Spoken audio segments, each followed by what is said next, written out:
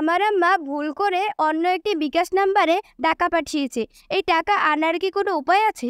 অবশ্যই উপায় আছে। যারা বিকাশে ভুলক্রমে অন্য নম্বরে টাকা সেন্ড করে দিবেন, আপনি যদি চান ওই যে নাম্বারে টাকা পাঠিয়ে দিয়েছিলেন, আপনি চাইলে আবার নিজে, নিজে সেই টাকা ব্যাক করে আপনার অ্যাকাউন্টে আবার যোগ করতে পারবেন। এই কাজটা আপনারা শিখে রাখেন। আমরা অনেক সময় কিন্তু ভুল নম্বরে টাকা পাঠাতে পারি। আপনি যদি করেন তাহলে আপনি চাইলে কিন্তু সেই কাজটা আবার টাকাটা ফেরত আনতে পারবেন। শুধুই আপনারা বিকাশ অ্যাপসে চলে যাবেন। যাওয়ার পর আর সেন্ড মানিতে ট্যাপ করবেন। এখন আমি যে কাজটা করব, যেকোনো একটা ভুল নাম্বার দিব, ওই নম্বরে টাকা সেন্ড করব এবং ওই টাকা আমি ফেরত আনা যায় কিনা সেটা আপনাদেরকে প্র্যাকটিক্যালি দেখাবো। এজন্য আমি একটা নাম্বার বসিয়ে দিলাম। এরপর দেখতে পাচ্ছেন আমার ফোনের ব্যালেন্স কিন্তু আপনারা দেখতে পাচ্ছেন।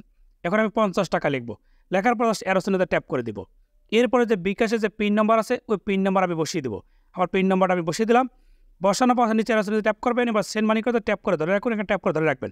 দেখবেন যে আপনার ব্যালেন্স থেকে কিন্তু ৫০ টাকা কেটে নিয়ে যাবে। দেখেন টাকা কিন্তু অলরেডি কমে গেছে। এখানে মেসেজও কিন্তু দিয়েছে। এবার এই টাকা ফেরত আনবেন কীভাবে? আবার সেন্ড মানিতে ট্যাপ করবেন।